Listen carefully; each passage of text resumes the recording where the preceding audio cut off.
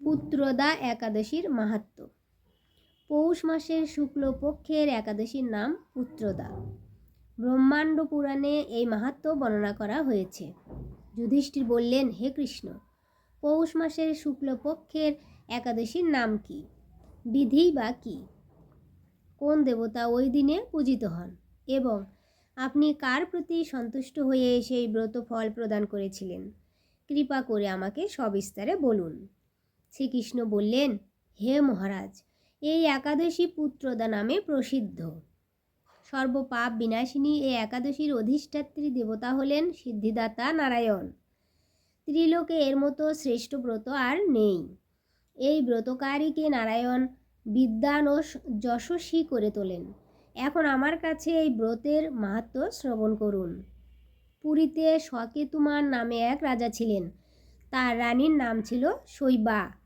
রাজ দম্পতি বেশ সুখেই দিন যাপন করছিলেন। বংশরক্ষার জন্য বহুদিন ধরে ধর্মকর্মের অনুষ্ঠান করেও যখন পুত্রলাভ হলো না, তখন রাজা দুশ্চিন্তায় কাতর হয়ে পড়লেন। সকল ঐশ্বর্যবান হয়েও পুত্রহীন রাজার মনে কোনো সুখ ছিল না। তিনি ভাবতেন, পুত্রহীনের জন্ম বৃথা ও গৃহশূন্য। পিতৃদেব মনুষ্যলোকের কাছে যে ঋণ শাস্ত্রে উল্লেখ আছে, তা পুত্র বিনা পরিশোধ হয় না। পুত্র বাঞ্জনের এ জগতে যশ লাভ ও উত্তম গতি লাভ হয় এবং তাদের আয়ু, আরোগ্য, সম্পত্তি প্রভৃতি বিদ্যমান থাকে। নানা দুশ্চিন্তাগ্রস্ত রাজা আত্মহত্যা করবেন বলে স্থির করলেন, কিন্তু পরে বিচার করে দেখলেন আত্মহত্যা মহাপাপ। এর ফলে কেবল দেহের বিনাশ মাত্র হবে, কিন্তু আমার পুত্রহীনতা তো দূর হবে না। তারপর একদিন রাজা নিবিড় বনে যাত্রা করলেন। বন ভ্রমণ করতে করতে দুপুর অতিক্রান্ত হলে রাজা ক্ষুধা তৃষ্ণায় অত্যন্ত কাতর হলেন। এদিক ওদিক জলের অনুসন্ধান করতে লাগলেন।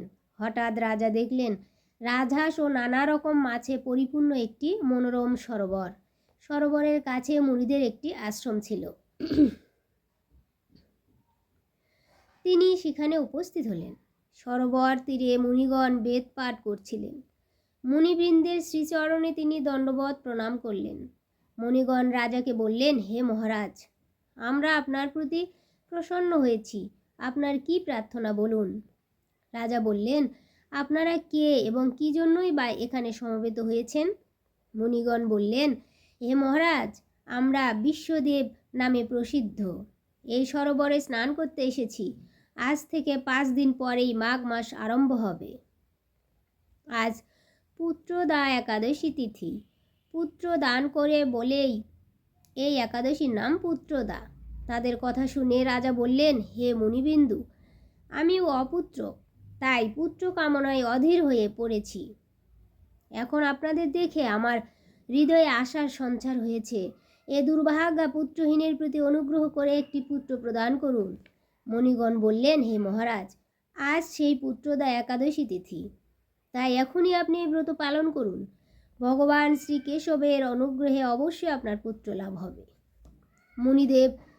মুনিদের কথা শোনার পর যথাবিধানে রাজা কেবল ফলমূলাদি আহার করে সেই ব্রত অনুষ্ঠান করলেন। দ্বাদশী দিনে উপযুক্ত সময়ে শস্যাদি সহযোগে পালন করলেন। তারপর মুনিদের প্রণাম নিবেদন করে নিজ গৃহে ফিরে এলেন। ব্রত প্রভাবে রাজার যথাসময়ে একটি তেজস্বী পুত্র লাভ হল। হে মহারাজ, এই ব্রত সকলেরই পালন করা কর্তব্য। মানব কল্যাণ কামনায় আপনার কাছে আমি এই ব্রত কথা বর্ণনা করলাম। নিষ্ঠা সহকারে যারা এই পুত্রদা একাদশী ব্রত পালন করবে, তারা পুত নামক নরক থেকে পরিত্রাণ লাভ করবে। আর এই ব্রত কথা শ্রবণ কীর্তনে অগ্নিষ্টম যজ্ঞের ফল পাওয়া যায়।